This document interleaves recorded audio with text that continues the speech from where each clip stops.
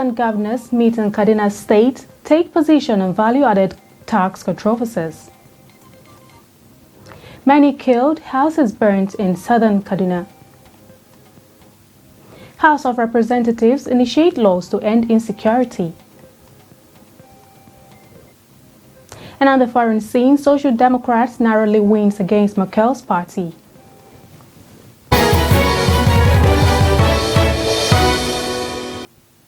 Hello and welcome to Trust TV News Update. I'm Aisha Salihu. For more updates, connect with us across all our social media platforms. Now the news in full. Northern state governors on Monday in Kaduna State reject the position of certain governors forum that the region must produce the president in 2023. Rising from an emergency meeting, the Northern Governors Forum says the position contradicts constitutional provision and principles of democracy. The meeting, chaired by Plateau State Governor Simon Lalong, who also met with Northern traditional rulers led by Sultan of Sokoto, Saad Abubakar. At least 30 persons have been killed and many houses razed in Madamai and Abun villages in Kaura local government area of Kaduna State. According to the former coordinator, Kaura Youth Coalition, Comrade Derek Christopher, the attackers invaded the communities around 5 p.m. and started shooting sporadically. He said some of them were taken to the hospital for treatment. Attempts to reach the Kaduna State Police Public Relations Officer, ASP Mohammed Jaligay, for comment was to no avail, as his number is not reachable. Meanwhile, Kaduna State Governor Nasir El-Rufai expressed deep sadness at the reports and offered his condolences to the families of the deceased. The governor also calls for calm, urging communities to eschew reprisals and similar violent actions. He also tasked security agencies to conduct thorough investigations into the incident. Security operatives have foiled an attack on Babangida town, the headquarters of Tarmuwa local government area of Yobe State. Suspected Boko Haram members launched the attack on the town on Sunday evening. The troops were said to have empowered the terrorists, forcing them to retreat. Mustafa Musa, a resident of the town, said the shootings had stopped. He said sporadic shootings of the attackers scared the resident, who scampered for safety in the bush. He said the insurgents also made an attempt to infiltrate the town on Friday.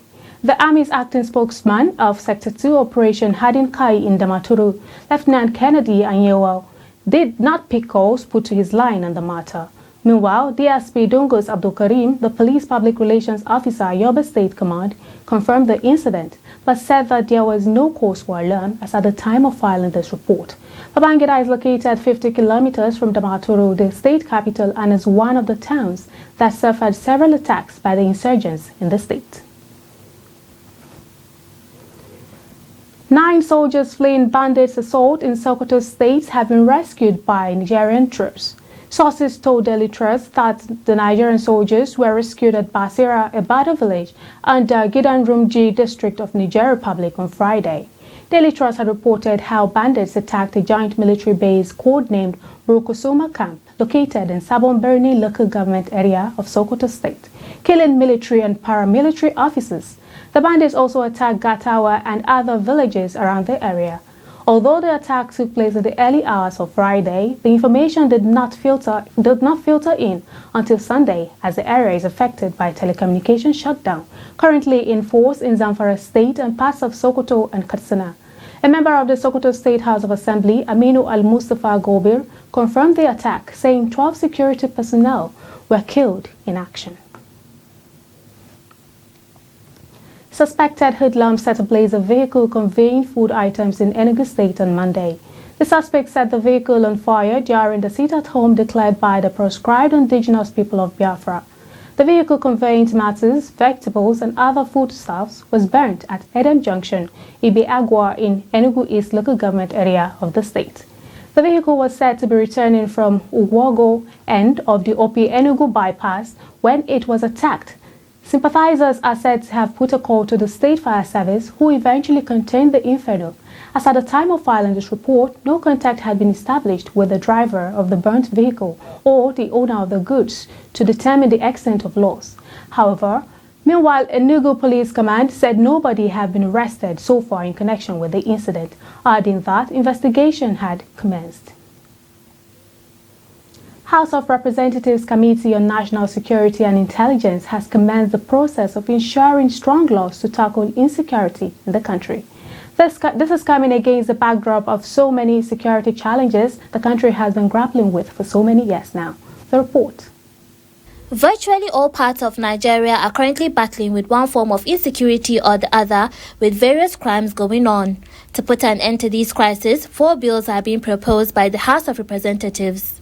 They are a bill for an act to establish the National Commission Against Proliferation of Small Arms and Light Weapons and Related Matters, a bill for an act to repeal the Explosive Act Cap E18 laws of the Federation 2004 and related matters, a bill for an act to make provision for the integration of private closed-circuit camera infrastructure into national security network in Nigeria and other related matters, and a bill for an act to designate the month of November as a national appreciation for security agencies and other related matters. Speaker of the House of Representatives, Femi Gbajabiamila, while declaring the interactive session open, says the bills are important for the well-being of the country.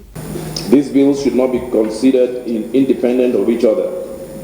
To the extent that their goals are the same, the two responsible committees on national security and intelligence and treaties and protocols and agreements will work together to achieve the objectives of this bill.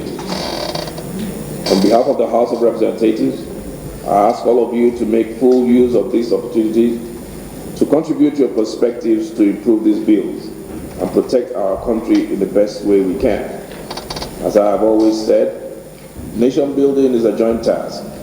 We serve the best interests of our country when we work together in the collaborative efforts to build a society that allows all our people to live their best lives.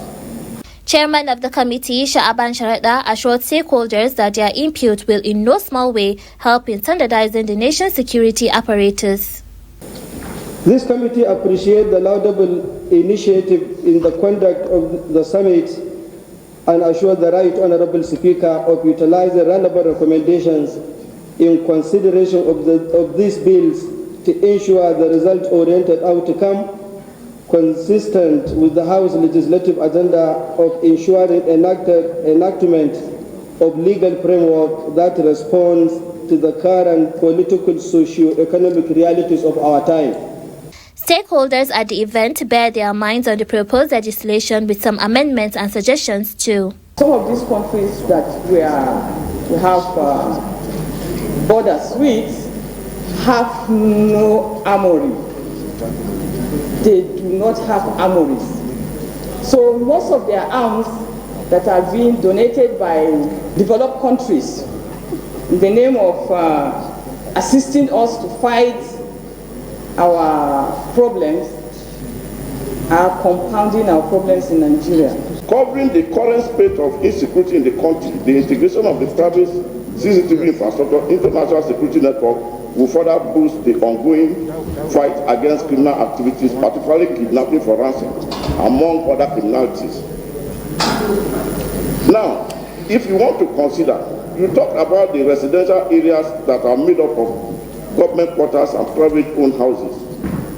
Furthermore, all estate development companies in the country could be directed to include CCTV installation as a basic infrastructure facilities provided in their estates. Agencies invited were the Armed Forces, Department of State Services, the Police, EFCC, DIA, NDLEA, Office of the Security Advisor, Correctional Service, Center for Democracy, Red Cross, among others. Members of the House of Representatives on security forces initiating new laws to tackle insecurity in the country. Coming up after the break, here's a report on how entrepreneurship can end unemployment. Do stay with us. The use of herbs and plants as medicine, popularly known as agbo, is a tradition that has always been a part of the Nigerian people. Agbo cures different types of diseases. For some traditional medicine practitioners and consumers, traditional medicine, or agbo as they are popularly called, still remain a trusted and preferable alternative. I inherited this from my late grandmother. More people need to believe in the potential of the phytomedicinal sector. From the onset, our origination is from the herbal medicine. There are other ailments that does not need surgery. I believe natural herbs can do the job very well. My grandfather stayed 135 years before he died. So we are a family of roots.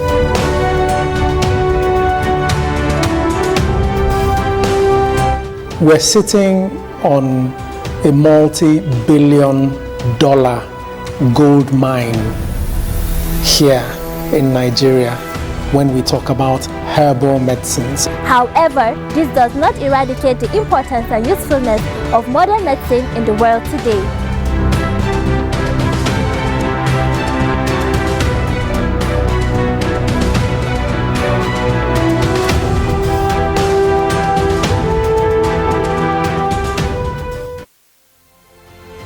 Get latest updates on current topical issues and breaking news by downloading the Trust TV mobile app on your Android devices. Go online, click Google Play Store, search Trust TV, install the app, and get doses of unfiltered information on happenings all over the world in your pocket.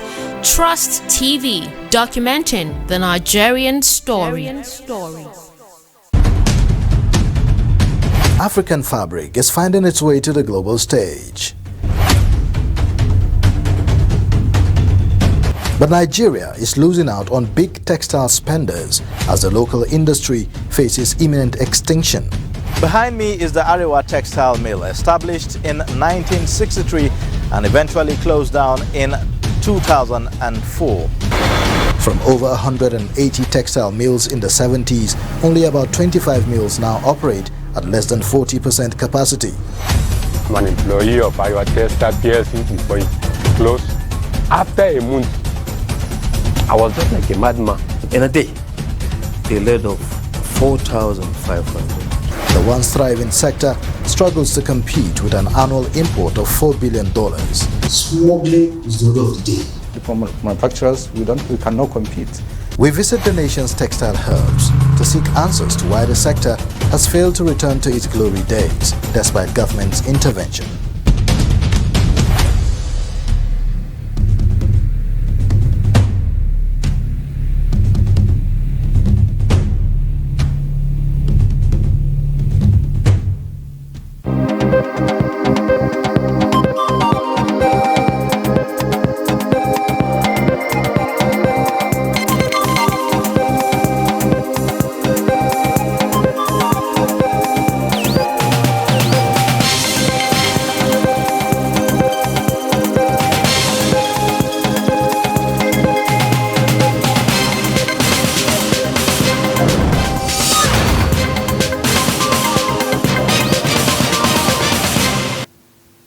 Many thanks for staying with us. You're watching the news updates on Trust TV. Let's take another look at some of our top stories. We told you that Northern State governors on Monday in Kaduna State reject the position of certain governors forum that the region must produce the 2023 president. And at least 30 persons have been killed and many houses razed in Madamai and Abun villages in Kaura local government area of Kaduna State. Now the rest of the news. The National Drug Law Enforcement Agency uncovered a hotel in Abuja where drugs were sold and young ladies count for commercial sex. Speaking on Trust TV's Daybreak, Director of Media and Advocacy, NDLEA, Femi Babafemi, says this is one of the many raids conducted by the agency.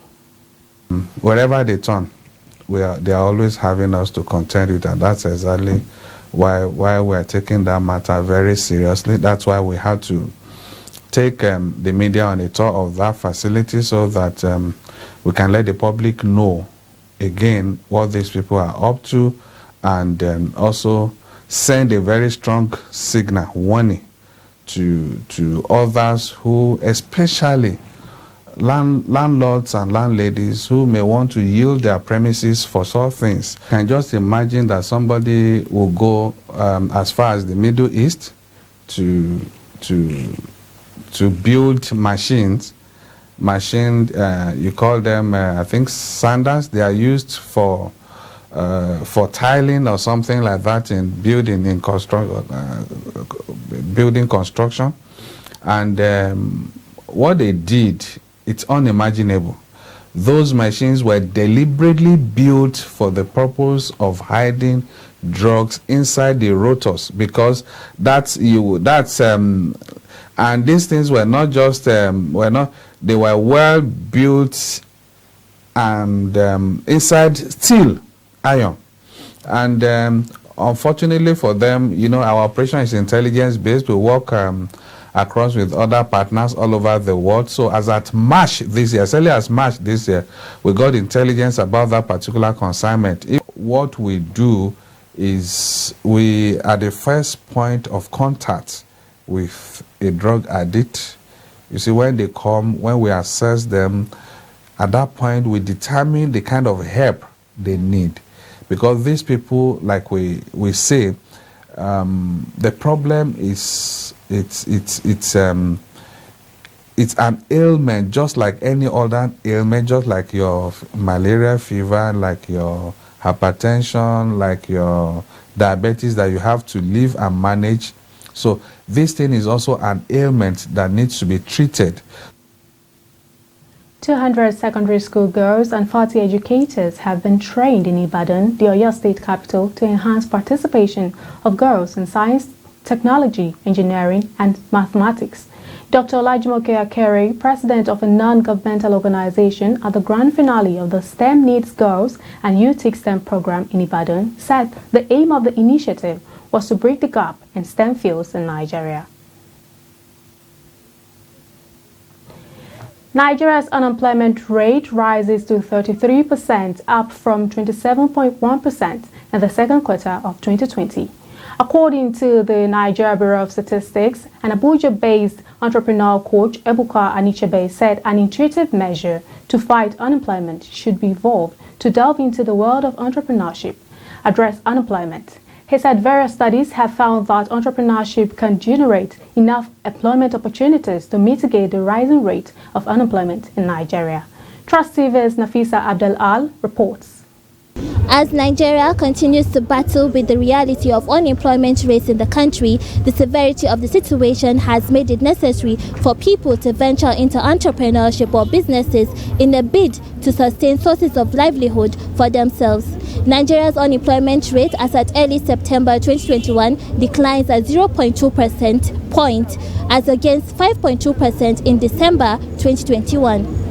According to a recent Bloomberg report, Nigeria is rated as having the third highest unemployment rate at 33.3%, while South Africa has the highest rate among a list of 82 countries. Ebuka Anichebe, an entrepreneurship expert, says he believes that the contributions of entrepreneurs in the country could possibly reduce the high rate of unemployment. The last figures we heard was 33% of Nigerians are unemployed. That's huge. That's a third of the workforce actively out of job.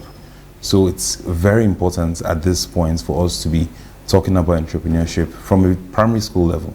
If you have the skill set, if you have the mindset, and you know how to bring together factors of production, then by all means you should be an entrepreneur, because not only are you helping yourself by making more money, but you're also going to be helping your community where you live in by engaging and employing people. Meanwhile, some business owners also shed more light on the benefits of entrepreneurship to the economy. I would advise that even if you have a 9-to-5 job, you have something else doing, something by the side, and people should make use of the social media, use those platforms to put yourself out there. Don't wait for a 9-to-5 job. Presently, I'm not doing a 9-to-5 job. I'm into full-time business for now. And that's just because there are no jobs around. So you have to do something, find something doing, put yourself out there, use the social media platforms, advertise yourself, and then you end up making more money than even the salary can give you. Unemployment, it will reduce. Perfectly, it will reduce because there is no job. A lot of graduates have been in streets doing different things just to make money. Maybe they can afford what they can use to eat. But there is nothing, no money in town. There is no money. People are frustrated. So it's better for them to use, if it is 20,000 or 10,000 naira, let them just manage and use it and start up something doing. It will reduce this drastically, you understand? But if government can give a support on that, at least many people will not even like to venture into government establishment. You understand? Most people will be self-employed. You understand? Self-contented. You understand? As I am now, I'm a businessman. You understand? So I have, since I opened my business, I have not got any support from the government. You understand? I'm the one that doing the business. You understand? With the little money that I have to manage it. You understand? So if such a thing can be created, I think it will reduce unemployment drastically. Many people will be self-sufficient in their business, and that will even boost our economy mostly. For most of the Nigerian entrepreneurs or business owners that we spoke to on the streets today, entrepreneurship or business has become the only and ultimate means of survival, especially in today's economy. However, they urge the government to do their part in providing the necessary means of funding to enable them to become more self-reliant. Nafisa Abdul-Al, Trust TV News, Abuja. Away from Nigeria, Germany's center-left Social Democrats have narrowly beaten the party of outgoing Chancellor Angela Merkel in federal elections, according to preliminary results. SPD leader Olaf Scholz says he has a clear mandate to form a government, but his conservative rival Armin Laschet is determined to fight on. The two parties have governed together for years but are unlikely to continue. The two parties attracted the most support from the under-30s in an election dominated by climate change. And by differing proposals on how to tackle it, the Greens made history with almost 15% of the vote, even though it was well short of their ambitions. It was the tightest race in years, bringing an end to the post-war domination of the two big parties. Lastly, in sports news, Victor Osimhen continued his fine goal-scoring run with his fourth Serie A goal of the season in Napoli's 2-0 victory over Cagliari on Sunday. The Super Eagles striker opened the scoring to help the Pathonipias stretch their perfect league start with a comfortable home win. After his brace against Sampdoria on Thursday, Osimhen got Luciano Spalletti's side off to a flying start at the Stadio Diego Armando Maradona with his 11th minute opener courtesy of Piotr Zelinski's assist. The Nigerian international has now scored at least a goal in his last 4 matches for Napoli across all competitions.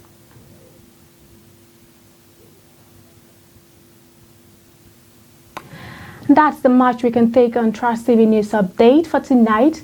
Do join us later tomorrow for more news updates. Follow us across all of our social media platforms for more news. I'm Aisha Salihu. Thanks for watching.